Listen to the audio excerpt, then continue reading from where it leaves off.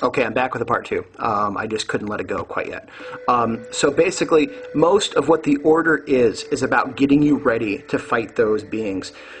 Creating a sense of power within yourself. Creating a sense of, yes, I can, and I can stand against anything. And that's not always going to be that easy.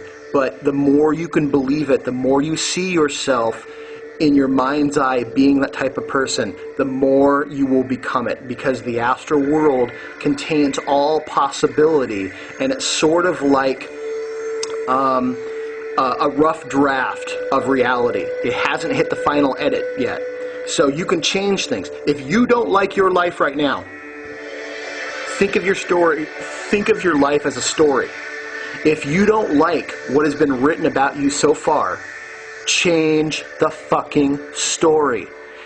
I don't care who says, oh, that's bullshit, it can't work, blah, blah, blah. Let those people believe that. Because here you go. If you're in a room and there's two men and there's a stone in the middle of the room, and one man believes that he has the potential to lift it, and the other man believes he doesn't have the potential, guess what? Both are right.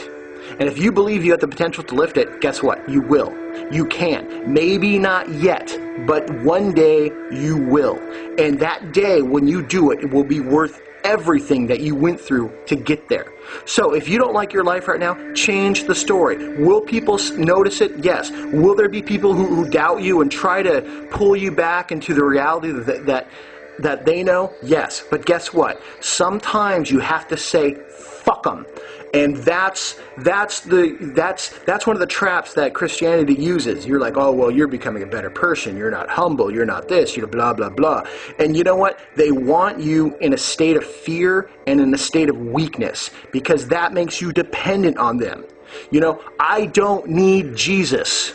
I don't care if, about, him in a way that he's my savior. I don't need him. I don't want him at that. But I can look at the story of Jesus and say, what an amazing inspiration. I can be that now. I can be the sun, the little miniature sun that I can be, and I'm going to shine my light. And everyone else around me is either going to hate that light or want to come near it, and then because they're near it, they're like, you know what, I got it within me too, and they're going to shine it. And then you have a bunch of other little lights shining, and then other little lights are going to shine, and all these other little sparks of lights are going to go all around, and all these non-believers are just going to sit there with their thumbs at their ass going, well, why is everyone shining their light, not me? Well, you know what, fine. If they want to get on board, let them. If not, don't let them. Whatever. It doesn't matter. They don't need to be with you as long as you're doing what you know you need to do. And all those little lights begin to coalesce and come together. And suddenly it's a giant sun. A giant, beautiful sun that dispels the darkness and sends all those crusty fucking race and reptiles and Illuminati scumbags running. It's going to be like when a ship hits the rocks and all those rats run and jump ship. That's what it's going to look like. All these screaming little rat fucks are going to come running around, and all they are is a bunch of sissy Nancys that love to molest kids, that love to humiliate others, because all they are is a bunch of spineless, yellow-bellied little sissy nannies whose only power comes from deception, lies, and fear. And as strong as that power feels, it's the most easily vanquished of all. The reptilian agenda, that's another issue. Those guys are a little bit stronger. But guess what? If eons and eons ago, a bunch of individuals got together and said, fuck you to the reptilian agenda, and scared them and chased them so bad that they had to run and leave the physical dimension and enter into the astral dimension to hide, guess what? History will repeat.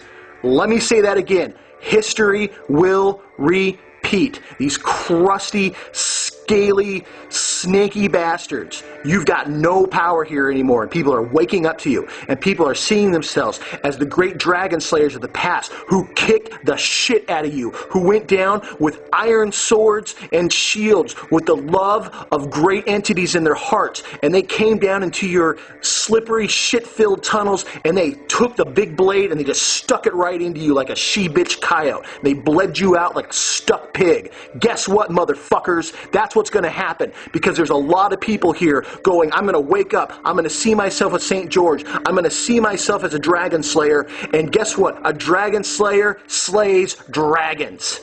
And the more we become dragon slayers, the more dragons we gotta slay to keep up with it. That's what we're doing. In the astral world, that's what becomes possible. Believing in yourself, seeing it happen, and watching it manifest around you. That is the great inspiration. And the more people that gather around you, the more people that notice the change in you, just let them naturally become it. If you want to share this information with them, share it. If not, when they're ready, they'll find it. We do a lot of ritual work here within the order to make sure that people find what they need to find when they're ready to find it. We don't evangelize. I'm just putting this out here for people to begin to make real within themselves. We're no leaders, we're no gurus, we're not spiritual masters. We're just people who are just fed the fuck up with this evil, cowardice, sickness, sissy Nancy, panty bullshit that these people do. They've lied, they've put this veil in front of people, and they've turned otherwise good people against each other. They've made people suffer. So what? So they can sleep on silk sheets, and they can have, nice little cushions on their toilets because they can't control their bowels anymore, and they have to sit there for 6 fucking hours just to pass, which what's something that a normal human being wakes up in the morning, does, and gets on with their lives. This is the kind of thinking you've got to begin to apply to these people. They're weak. They're sick. Have you ever seen David Rockefeller? He's a decrepit lich. He looks like that little fucking thing that hangs out on Jabba the Hutt. And that is what all his Illuminati magic and all the reptilian power has gotten him. Yeah, does he got a lot of money? But he's got to pay women billions of dollars just to touch him. And believe me, looking at the guy, I know it's not women he's paying to touch him.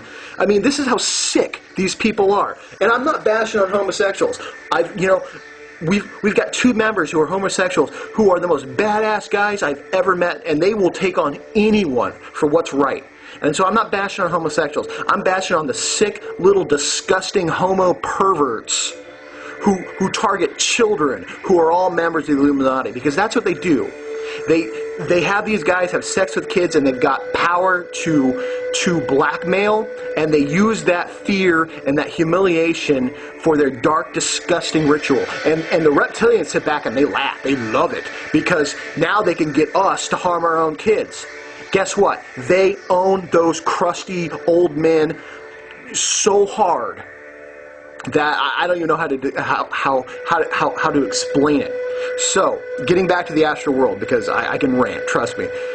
Begin to see yourself as a mighty champion, as a humble champion, as someone that other people want to meet, someone other people need, someone of value and of worth, not an elitist asshole. You need to begin to see yourself as valuable and worth a lot to humanity. Like, you have a lot to offer, so offer it. So be it. Use the astral world. Use your imagination, to create the world that you want. It doesn't matter that you're not, flying down the tunnel and whatnot and seeing the silver cord and all that, Yeah, it's kind of true, but in the most part, it's bullshit. It doesn't matter. As long as you revisit it and revisit it and revisit that image over and over and over again, every single day, you will eventually become it. You become the story that you tell yourself. I told myself that I was a strong, powerful, useful human being, that people will go, whoa, there's a son of Thor. And 6 years later, people go, dude, have you ever heard of Thor? Because you're that strong. And I say, you know what? I have. And this isn't me being elitist. This is me just saying, look what's possible. So look in your heart. See what's possible. If you love Thor, do the same thing. If you love George the Dragon Slayer, be George the Dragon Slayer. Be the change. Envision it. Imagine it. That's the astral world right there, is your imagination. There are deeper levels, absolutely. But that's the opening door. See yourself as the great being that you want to be. Use those heroes as inspiration. Use them until you go, you know what? Thank you very much. Please begin to guide me, but I need to become my own man or my own woman. And guess what? It'll happen. I'm with you. The order is with you. Thank you so much for being with us. That's the astral world. Get working.